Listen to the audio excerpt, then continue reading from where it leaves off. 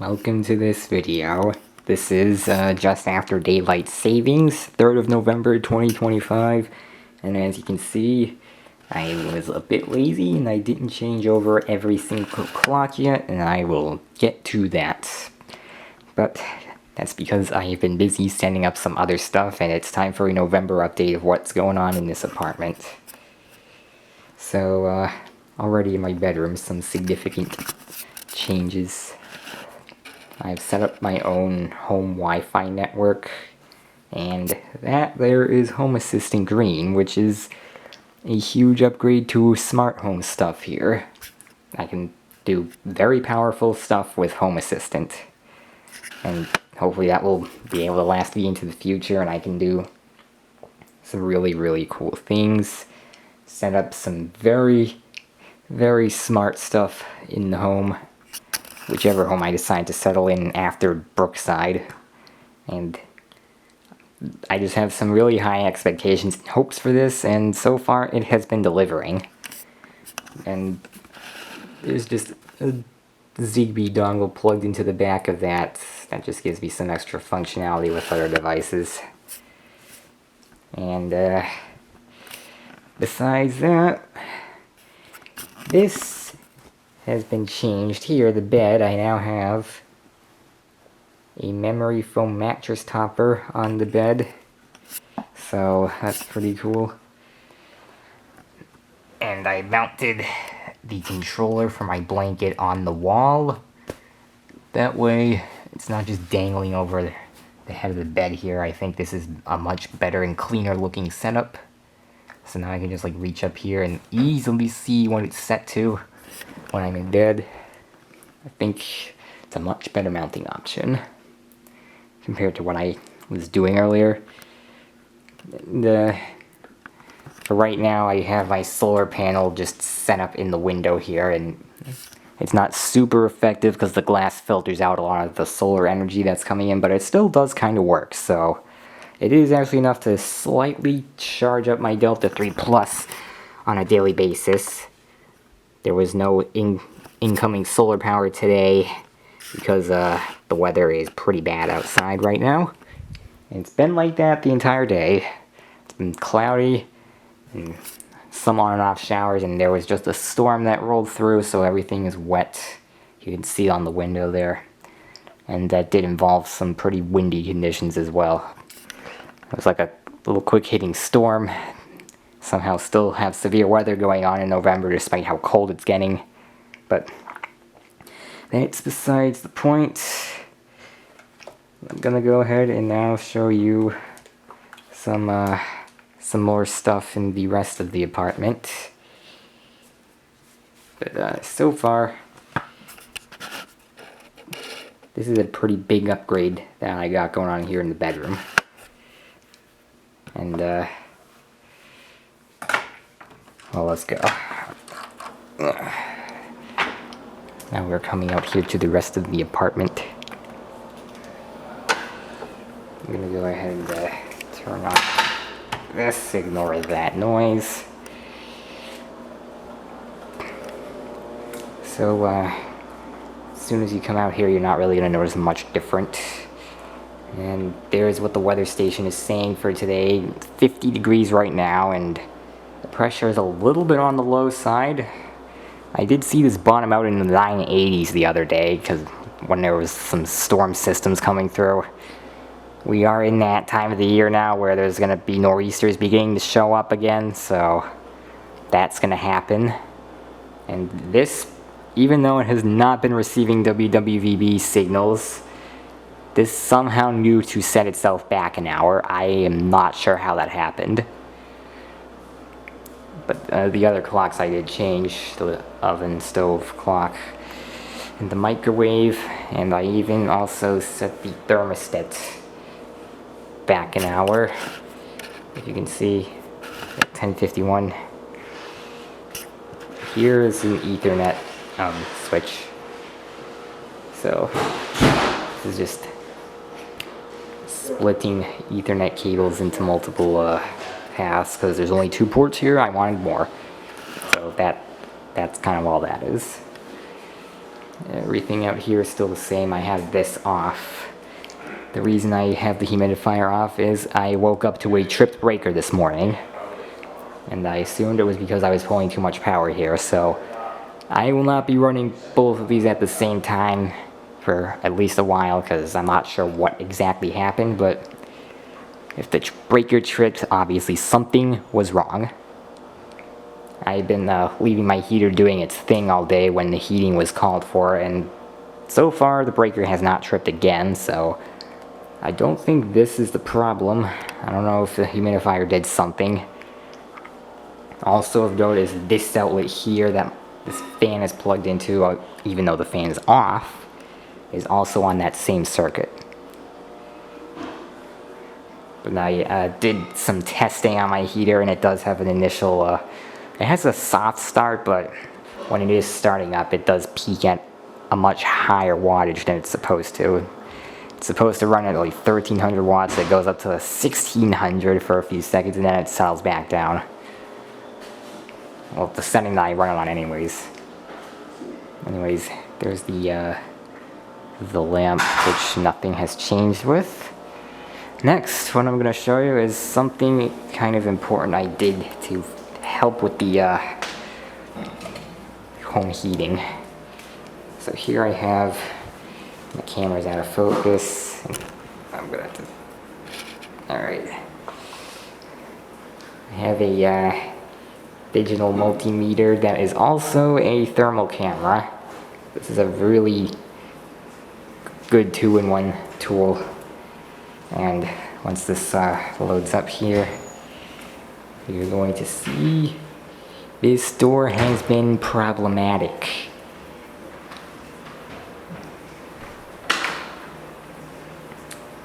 So a lot of heat has been disappearing out here. I noticed that as a problem when it got to like below 30 outside a few days ago. And the heat had to run constantly, pretty much. And I had to reconfigure the automation for it. But that's because of this. What I did to fix that, some paper towels. Hopefully that will insulate the draft. I don't know why it's so cold under that door, but I can't have that happening. So, yeah.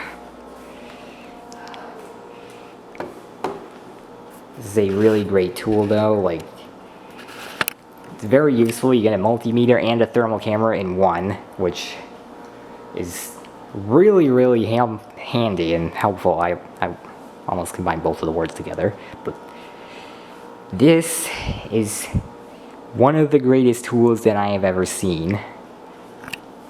And you can also, of course, save images on it as well.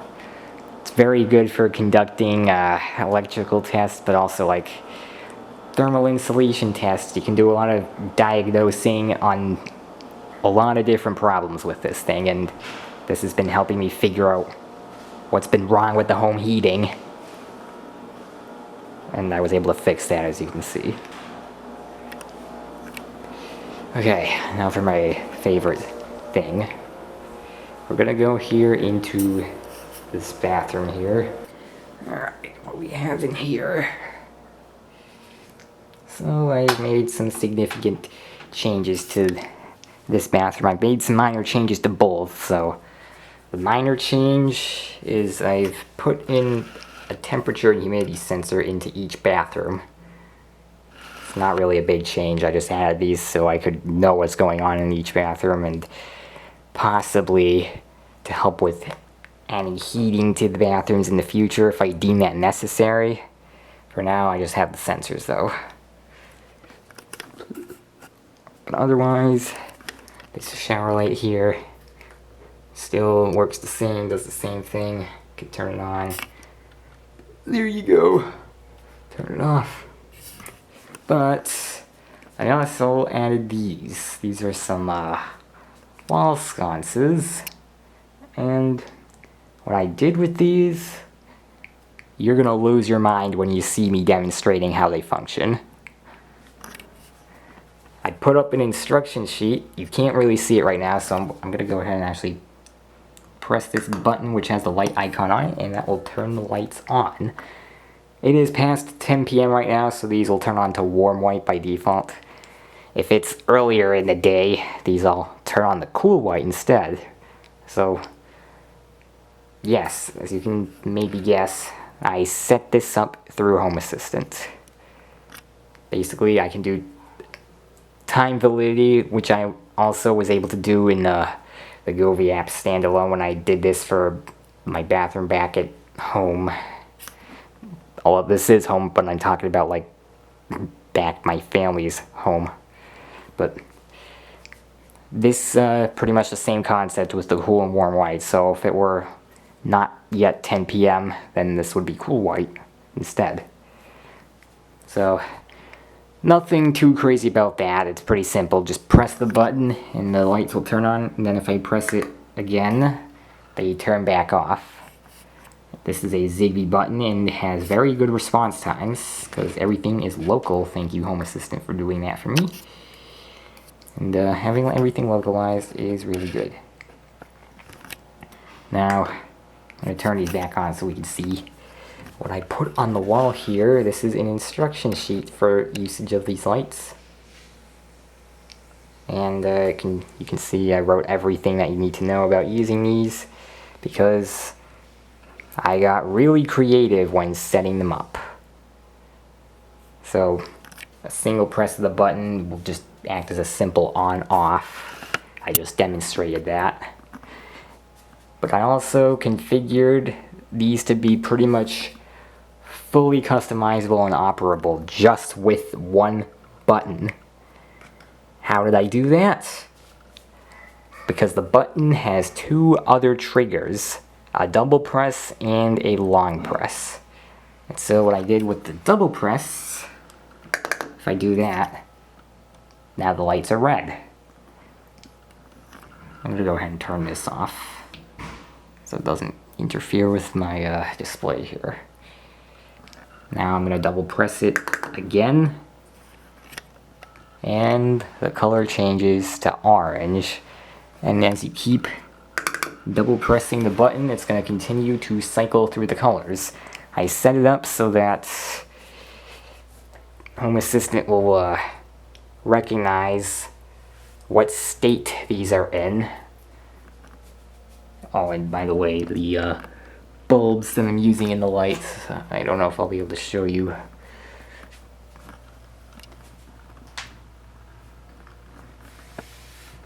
Okay, that's the best I'm going to be able to do. Let's see if I can focus closer.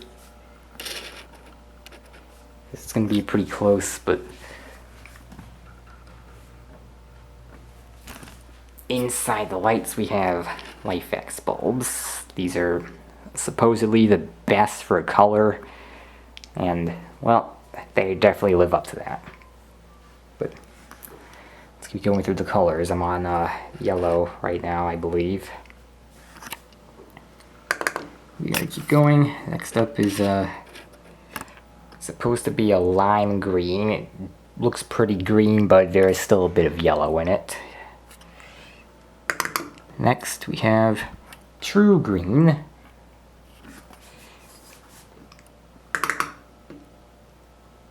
Teal or aquamarine, however you see it.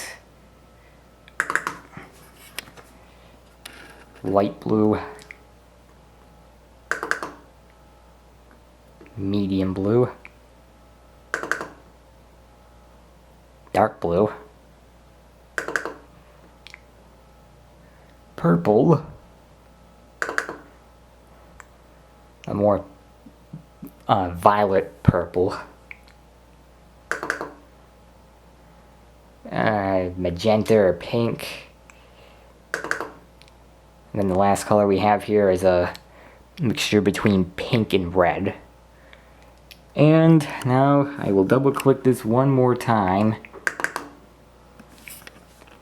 and it might take a second for you to recognize it, but these are now in a color loop mode.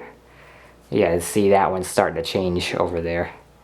So these will cycle through colors on their own. Oh, this one's changing too. It's going the other direction.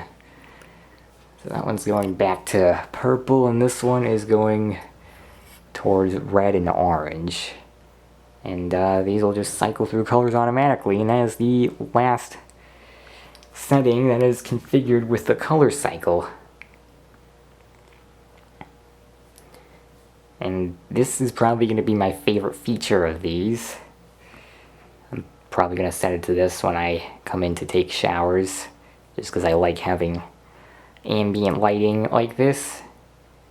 And yeah, look at that, they're just cycling through the colors.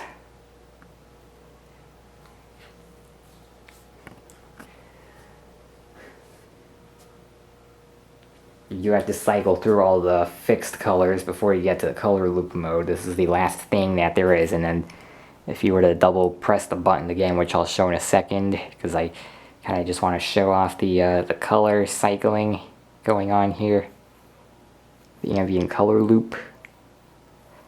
But if I were to double press the button again, it will just go back to red and cycle through all the colors again as I continue to do so. How I set that up is by using a template, and I would detect what the RGB values are for this one on the left. The wall sconce on the left, which has the first bulb in it.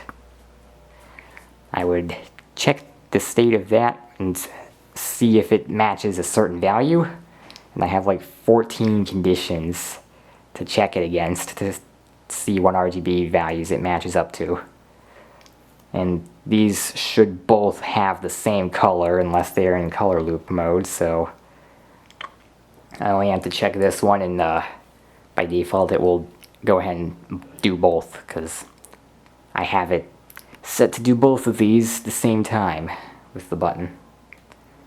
So yeah, it checks the RGB color for one of the wall sconces and changes both based on what the color is, so it'll just like go to the next color. And now for the final feature. First, let me go ahead and get back here. So this is red. I'm gonna go ahead and go to orange. Now I'm gonna go ahead and line press the button. Hold it for 3 seconds, and it looks like nothing happened. I'm going to go ahead and do that a few more times, and hopefully you'll notice a difference. Okay. Let's focus on the lights.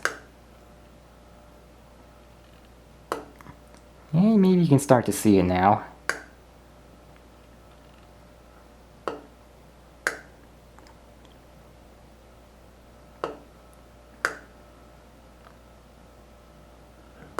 Yeah, I think you can see it now. So I added in dimming functionality. So if you can continue to do this, every time you hold the button down for 3 seconds, it will dim the lights by 5%. And it's cumulative.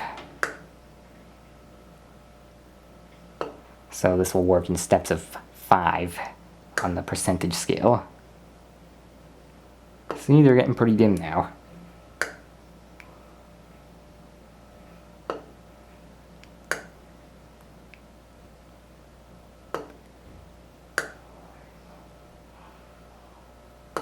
Yeah, they're getting dim.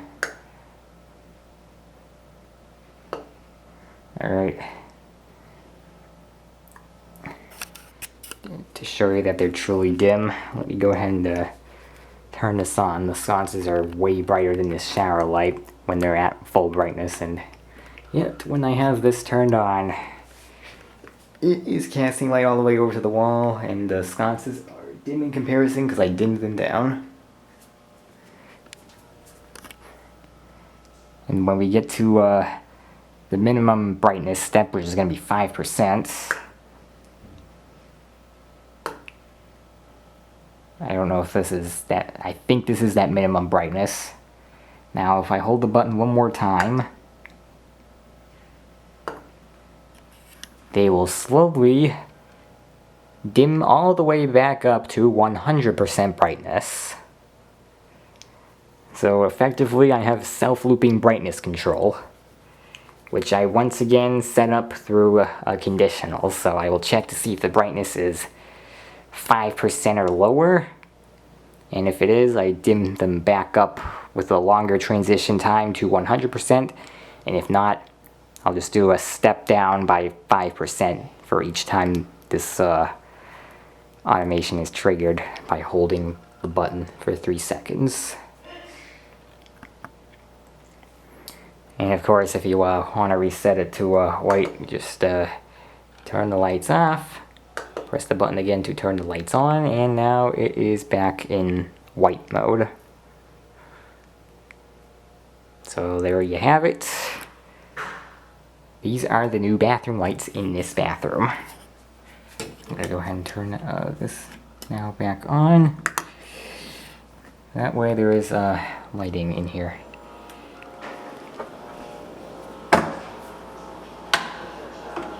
Yeah, that's what I done.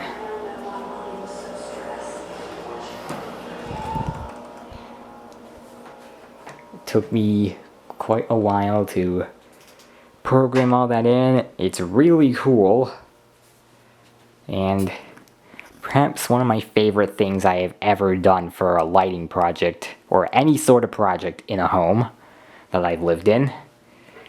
I worked really hard on it, and I'm really satisfied with the outcome. One little button. Oh, I forgot to show you something about that too. Hold on.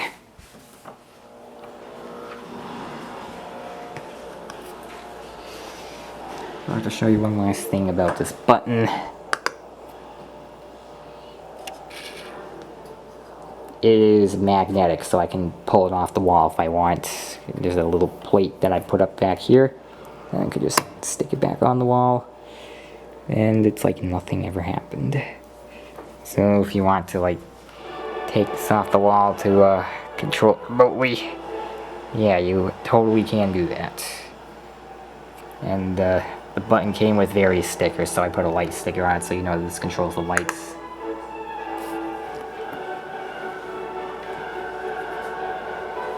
Yeah, that's gotta be one of my favorite things I have ever done.